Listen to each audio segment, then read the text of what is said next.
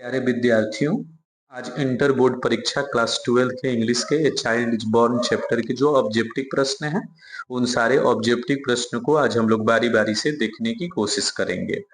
विद्यार्थियों, मैं आपको बता देना चाहता हूं कि एक हमारा एजुकेशन पोर्टल है ब्रिलियंट एडुकेशन सेंटर, जहां से जाकर के आप इस पीडीएफ को प्राप्त कर सकते हैं। चलते हैं इसके साथ हम लोग पहले प्रश्न की तरफ। और पहला प्रश्न कहता है कि on the occasion musical program is given by dash. मतलब क्या कि बांग्लादेश में म्यूजिकल प्रोग्राम जो था वो किस अवसर पर होता था। ऑप्शन है पहला, A dance party by the male member of the family by the women of the girl, none of this. इसमें ऑप्शन नंबर जो हो जाएगा सी, यानी कि बाय वुमेन एंड गर्ल्स।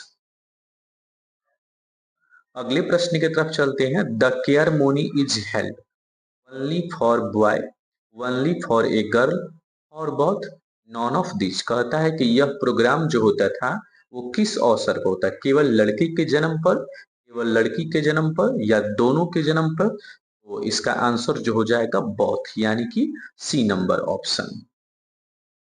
तीसरे प्रश्न की तरफ चलते हैं। In Bangladesh children are looked after by dash.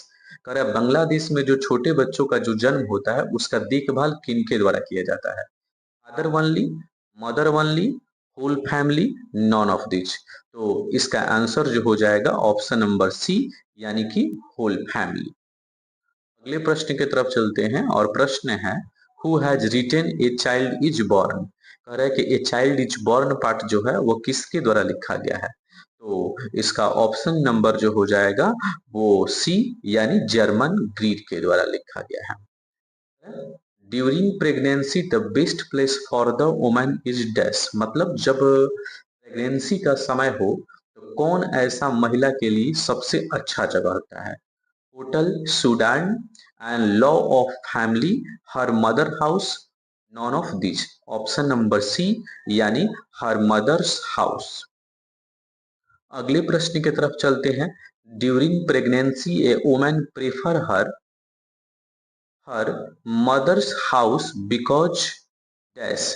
मतलब कहने का अर्थ है कि प्रेगनेंसी के दौरान एक वुमन जो है वो माँ के घर को ही प्रेफर क्यों करती है। कह रहा है she gets proper care there, she is neglected, she feels freedom there, none of this. So answer करते हैं तो इसका आंसर हो जाएगा E number option, she gets proper care there. अगले प्रश्न की तरफ चलते हैं, सातवें प्रश्न की तरफ। कहता है सातवां प्रश्न कि when the baby is born it is the occasion of Joy for dash. जब बच्चे का जन्म होता है तो उस पूरे फैमिली में एक आनंद का अवसर होता है। तो ऑप्शन नंबर हो जाएगा डी, यानी होल फैमिली। अगले प्रश्न की तरफ चलते हैं और प्रश्न है the naming ceremony is dash bad, lovely, strange, none of the. कहता है कि जो नामकरण का जो समय होता है वह किस प्रकार का अवसर होता है। नामकरण का ऑप्शन जो हो जाएगा बी, यानी सबसे प्यारा, यानी लवली। अगले प्रश्न की तरफ चलते हैं।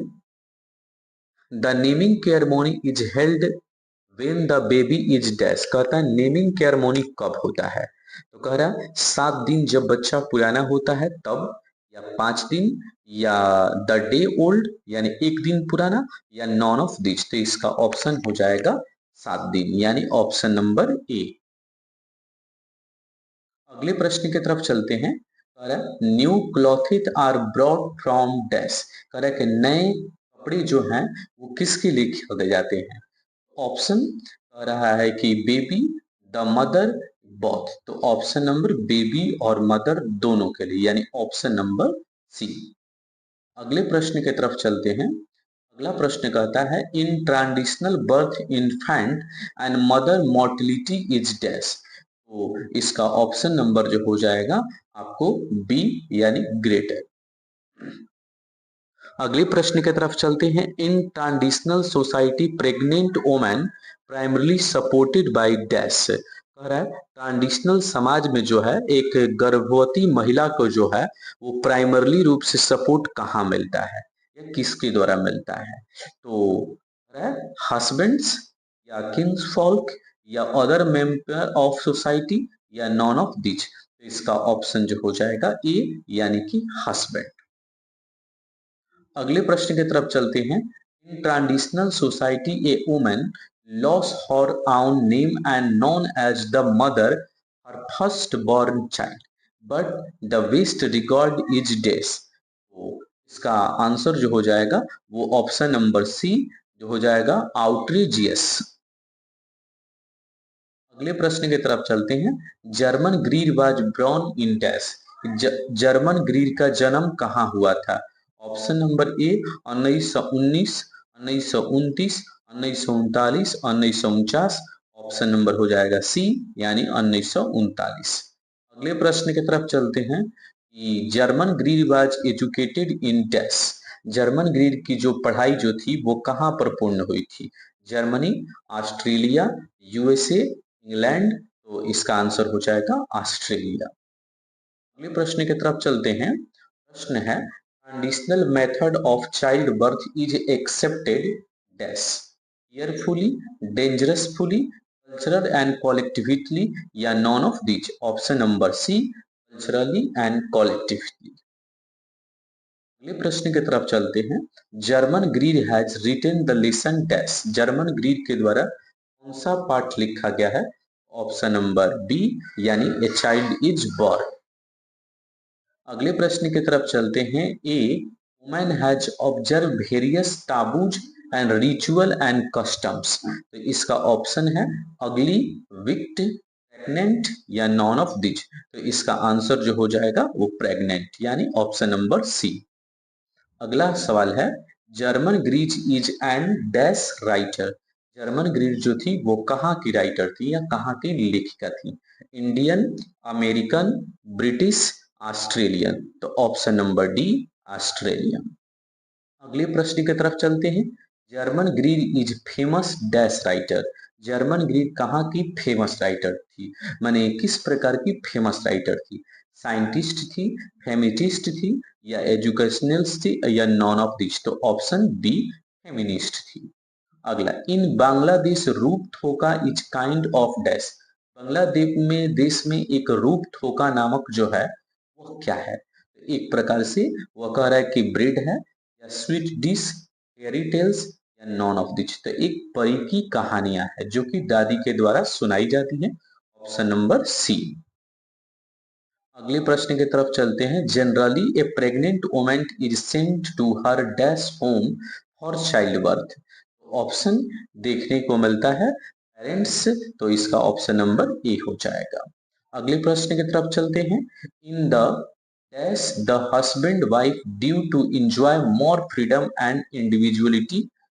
Option north, south, east, west. तो इसका आंसर हो जाएगा वेस्ट। अगले प्रश्न की तरफ चलते हैं। Dash woman visit her house and house during pregnancy.